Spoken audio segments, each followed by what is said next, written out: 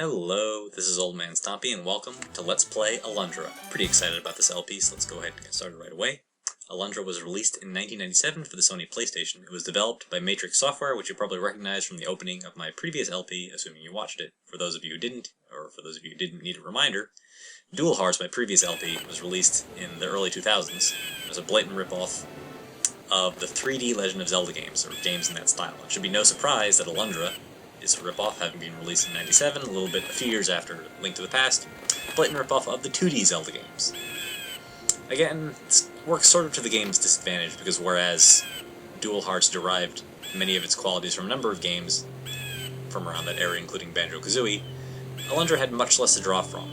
So its influences, for better or worse, are very easily followed back to Link to the Past itself. Talking a little bit about that as we go along. One of those tendencies was the sort of naive belief on the part of game developers that people actually read the instruction booklets that came with games, meaning we don't get a lot of introduction, but it's just drop in this boat and nothing to do but talk to these people to find out why we're going where we are, because in fact, obviously you watching this LP do not have the liberty of reading the instruction booklet. Check this out. This guy refers to Alundra, that's our main character, as a freak boy. It's unclear if he's talking about the dream that he claims Alundra's having, or the fact that Alundra's an elf. Note that Alundra has pointy ears, in case you can't see them on his sprite. Alundra is in fact a different race than the other people on the ship, and there is very blatant racism against elves in this game, basically as blatant as they could possibly make it, without increasing the rating of the game. This is the captain of the ship, Merrick. We won't be seeing him very much during the game. This is pretty much your standard series of introductory characters who exist for no purpose but to tell you basic things about the plot that you've been left in. I believe he's also an elf like Alundra. I think he has pointy ears, but it's kind of hard to tell, and it's basically their only distinguishing feature at this point in the game. Let's go and talk to some of these other people. Now, note the dialogue for this first guy. He's talking about a crack in the wall, that'll become important later, but more importantly, look at his dialogue. When monkeys fly out of your butt. It seems like a throwaway line, but it's actually a Wayne's World reference, which was somewhat contemporary when the game came out in 97. That's very typical of Working Designs games in general. If you've ever watched Seltzer and Freeberg movies like Epic Movie or Vampire Suck, Working Design scripts are very similar to that, in the sense that they derived a lot of their humor from basic lowbrow jokes and obtuse pop culture references that just have nothing to do with the movie whatsoever and are totally out of context. The reason we're talking to all these people is because eventually Merrick, as he said in his dialogue with us, will go up to the steering wheel, and that'll basically trigger the end of this little cutscene. It's a pretty jerk move to pull in the very beginning of the game.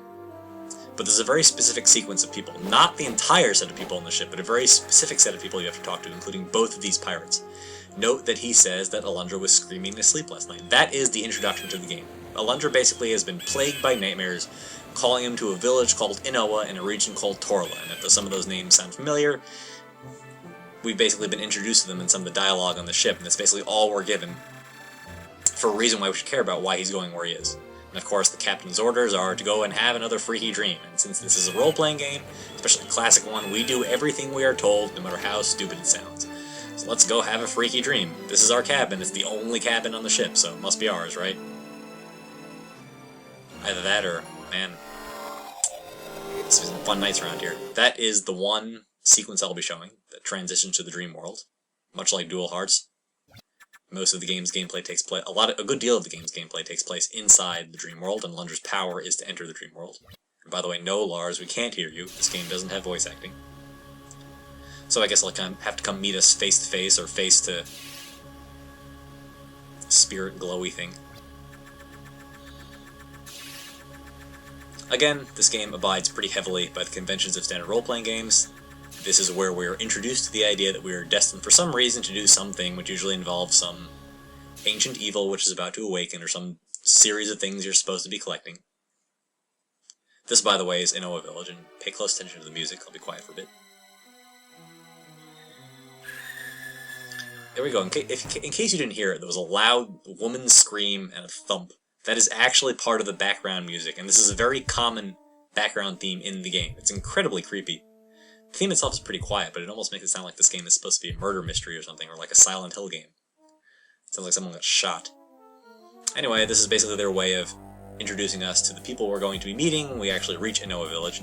Notice that the game does go to great lengths that even the seemingly generic characters have at least marginally differentiated sprites, which is important. One of the game's great strengths is the fact that its hub village has a large cast of characters, and they're all sort of snowflakes, so to speak. They're all very unique. Anyway, back to the dialogue. Yes, indeed, a wretched demon has slumbered for 1,000 years. It should come as no surprise to anybody who's ever played a role-playing game. And of course, it is about to awaken. And in fact, it's going to do so right now to a certain extent. Yes, our dream has teleconferencing or something. Notice the difference that this game does sort of, well, obviously it doesn't have voice acting, but notice that Lars' dialogue has very sharp ticks every time his text advances. Whereas, you can't really hear it, but Melzus is obviously the villain of the game, although you'd know that if you read the instruction booklet.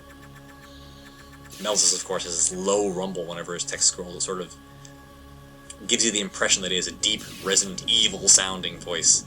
It's a subtle touch, but I happen to like the... It works, I suppose. It kind of reminds me of The Sims or Animal Crossing, if Animal Crossing had a world-destroying evil at the heart of it, and I'm not just talking about the terrible secret of Animal Crossing as a Let's Play.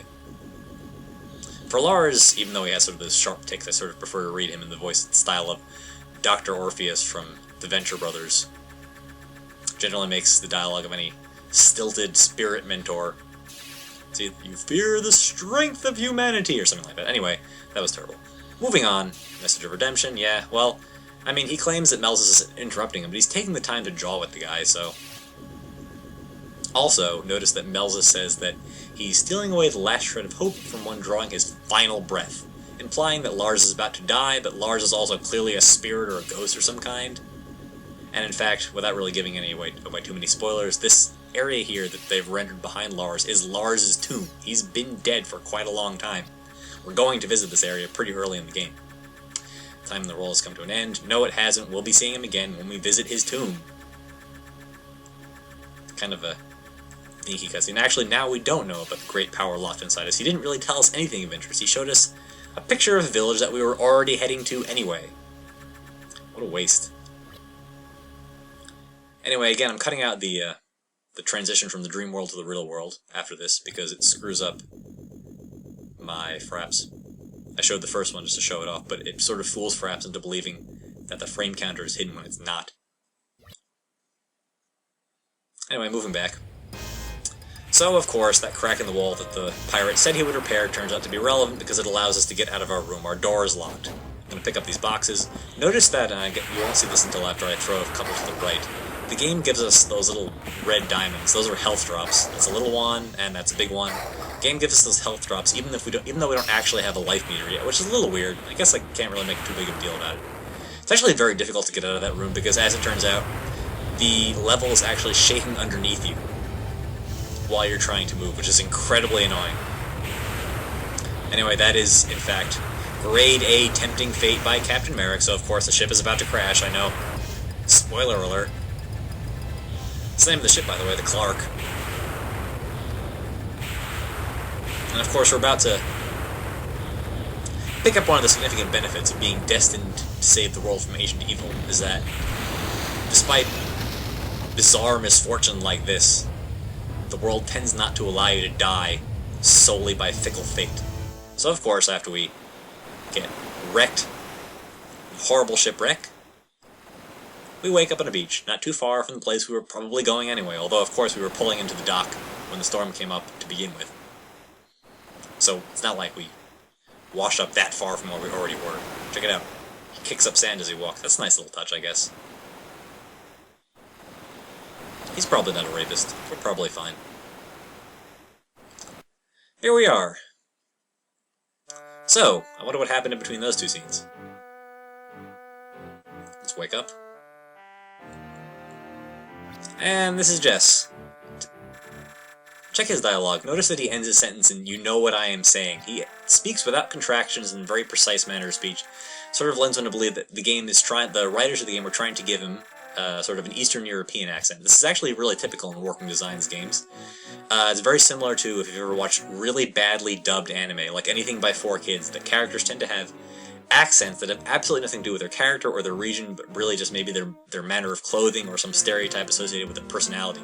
Notice that it even sort of gives you the fatherly guilt complex associated with like Jewish parents. See, lonely fat old man, etc., etc.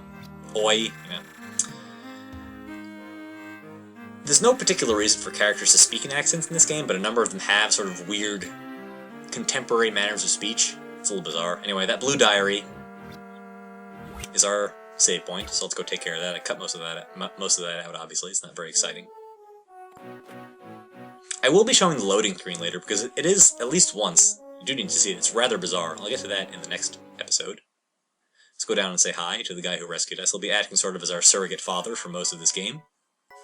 He's got a blue box next to us, which I suppose is what will stand out to most people who have played games before. It is a sprite and not part of the background, so of course we will be opening it, or attempting to open it at some point.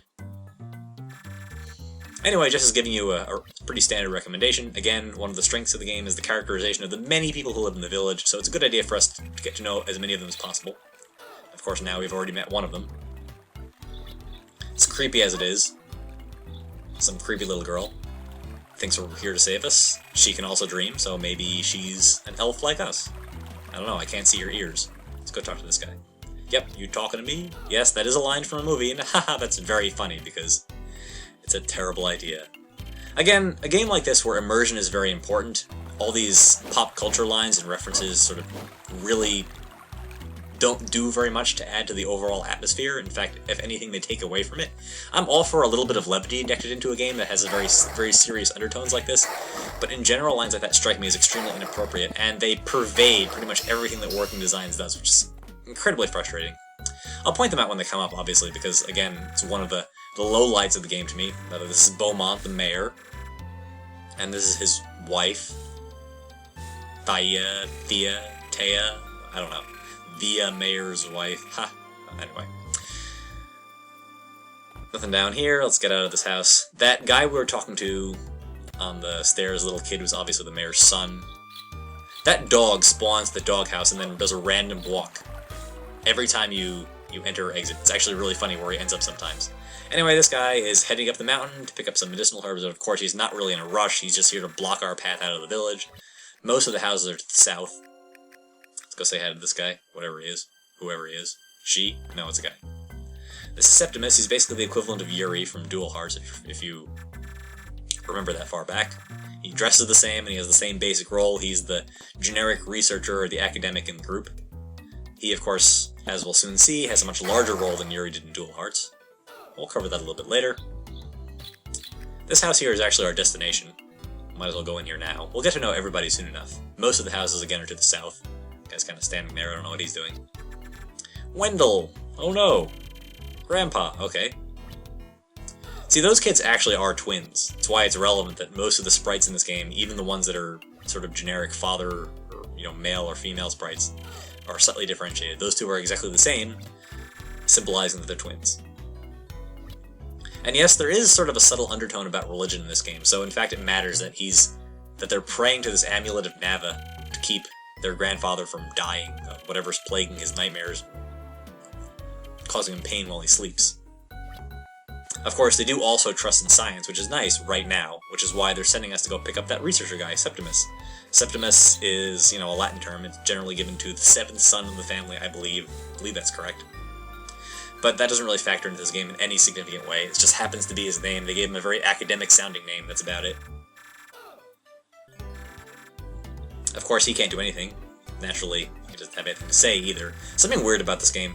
A lot of cutscenes are triggered by us trying to leave, so actually we have to do that. There's no amount of talking that'll solve things. We actually have to try to get out. Yep, we bear the scar, like Harry freaking Potter. We're predestined to destroy the ancient evil, and we bear a scar on our forehead. I bet it's shaped like a lightning bolt or something. Blessed and cursed, yep, Harry Potter. Okay, maybe not that part about entering people's dreams that they slumber. So they make a big deal about this Dreamwalker thing, but this is actually an endemic power to Alundra's people, and we're going to meet more of them as we progress through the game. It's actually a little weird that Alundra doesn't know anything about it and can't do it by himself and actually needs help from this other guy that Septimus is referring to access his abilities in the first place. It's also kind of weird that Lars needed to send us a message about it. You would think that, being an elf, or an Elna as they're actually called, this would be sort of part of his schooling growing up, but I guess not. Maybe he was cast out. The game isn't really too clear on that point. Anyway, now Yuri's out of the way, so we can actually go adventure a little bit. Since this first part was mostly cutscenes, I'm going to sort of lead you around the overworld for a little bit just to get a little gameplay in here. This guy's creepy, kind of looks like an enemy, but he's actually just a hunchbacked guy.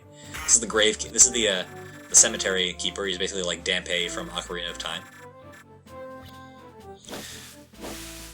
As you can see, we pick up money just like in the Zelda game by chopping down bushes, because that makes sense. That's where I find all my spare change. We want to get to about 500 guilders. That's, by the way, the currency in this game. I don't think that's really addressed anywhere. It's our first enemy. It's a slime. Nothing really worth talking about. Hit them 5 times and they die. You attack with the square button. There are no combos or anything. We don't have charge attacks yet, so all we can do is whack it with our knife. They don't really attack. If you leave them alone long enough, they will eventually sort of spawn a little human guy, but it's telegraphed so much that it's almost impossible to actually get hit by it. Unless you're just not paying attention or not controlling Alundra at all. Let's take a look at our inventory screen. Yep, just a dagger, nothing else. That's a pretty big inventory screen. There's a lot of consumable items in this game that take up a lot of the space. But it also sort of alludes to the length of the game. There's a lot of dungeons here. Some platforming, again, we can jump up a single level. I did not notice at the time that I could actually access that little treasure chest, but there's nothing important in there. And considering that our inventory of consumables fills up really quickly when we're adventuring far from the actual town itself, I don't really mind leaving one sort of close to the village for us to pick up free later in the game. Again, I don't believe there's anything irreplaceable in there. I think it's just a life potion, or an herb, I should say, that being the lowest level of health restore items in the game. Pick up some more stuff. A little OCD here. I really need to slash like every available piece of grass in a patch. It's the watermill, obviously. We'll be there later. And here we are. This is Tarn's Manor. When we enter here, we'll start the first dungeon in the game, so we'll take care of that on the second episode. This is again Old Man Stompy signing off, and we're being attacked by monkeys. I guess we'll have to resolve that later. Go back and get those freaking monkeys. Or something.